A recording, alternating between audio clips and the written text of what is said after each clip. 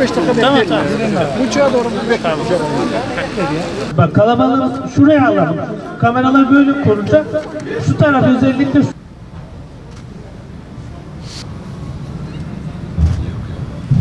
وَمَنْ أَظْلَمُ مِمَّنِ افْتَرَى عَلَى اللَّهِ الْكَذِبَ وَهُوَ يُدْعَى إِلَى الْإِسْلَامِ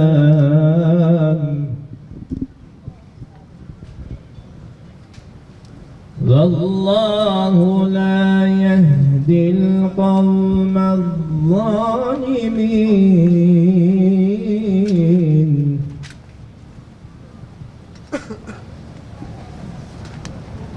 يريدون ليطفئوا نور الله بأفواههم والله متم نوره ولو كره الكافرون. Bugün burada 21 Ocak Cumartesi günü İsveç'te Stockholm Büyükelçiliğimiz önünde Kur'an-ı Kerim yakılmasını telin etmek için toplanmış bulunuyoruz. Değerli basın mensupları, ülkemizin tüm uyarılarına rağmen 21 Ocak Cumartesi günü İsveç'te kutsal kitabımız Kur'an-ı Kerim'e karşı aşağılık bir saldırı yapılmıştır. Bu saldırıyı gerçekleştiren ırkçı, faşist, sözde siyasetçi Rasmus Paludan'ı ve ona izin veren terör destekçisi İsveç makamlarını şiddetle kınıyor ve lanetliyoruz. Bu aşağılık eylem İslam düşmanlığının, ırkçı ve ayrımcı akımların Avrupa'da hangi seviyeye ulaştığını göstermektedir. Allah'ın kitabı, Müslümanlar olarak baş tacımız, yüce kitabımız Kur'an-ı Kerim'e yapılan bu saldırıya hiç kimse fikir ve düşünce özgürlüğü diyemez, dedirtmeyiz. Allah'ın kitabı Müslümanın baş tacı. Allah'ın kitabı Müslümanın baş tacı. Dikkat edilirse İsveç makamları başka herhangi bir dinin, başka bir kitabın yakılmasına izin vermiyorlar.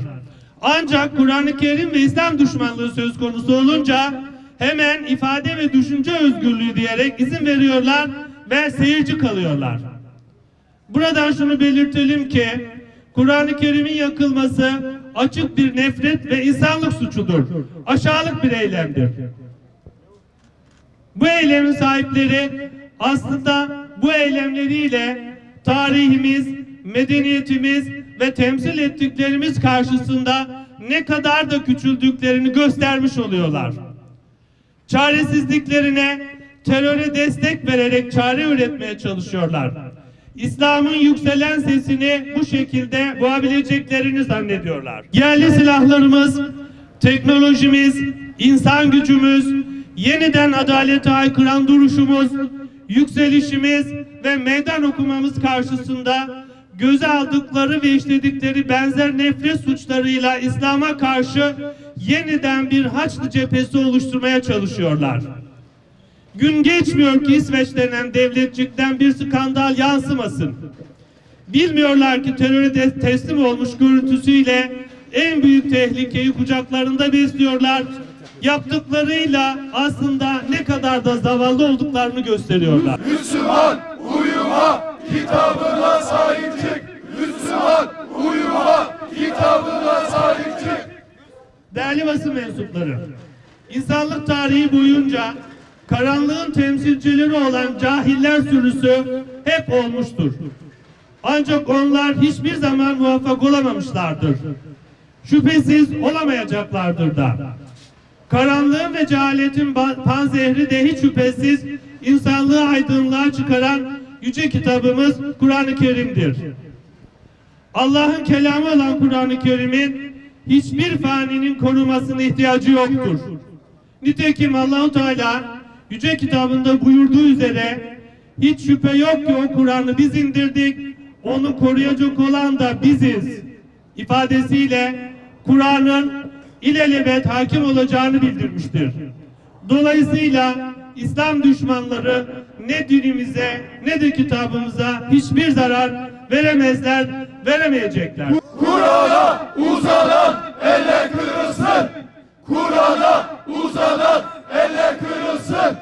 Kur'an'a uzanan eller kırılsın.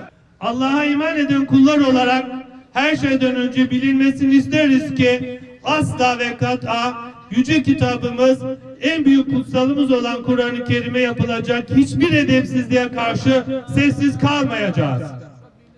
Kendisini sözde demokrasi ve özgürlük havarisi olarak gören Avrupa ülkeleri, Müslümanlara karşı yapılan saldırılarda hiçbir hassasiyet gözetmemektedirler. Buradan bütün Avrupa'ya sesleniyoruz. Ne yaparsanız yapın, hakikatin nurunu söndüremeyeceksiniz. Kur'an'ın kainatı aydınlatan ruhunun önüne geçemeyeceksiniz. Müslümanların birliğini bozamayacaksınız. Müslüman uyuma, kitabına sahip çık. Müslüman uyuma, kitabına sahip çık. Müslüman uyuma, kitabına sahip çık. Müslüman uyuma, kitabına